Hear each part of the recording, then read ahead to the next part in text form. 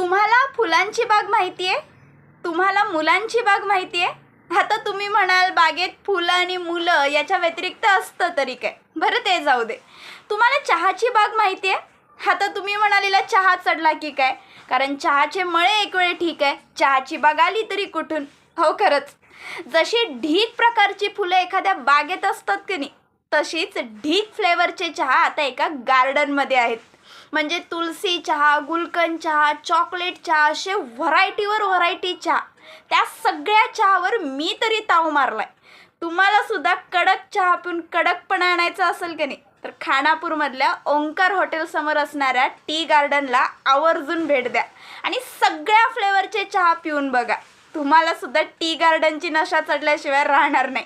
चला आता मी सुद्धा निघते. हो कुठं म्हणजे काय, माझी सुद्धा वेळ झाली की टी गार्डनला जायची. फक्त तुम्हाला जाता जाता सांगावं म्हटलं.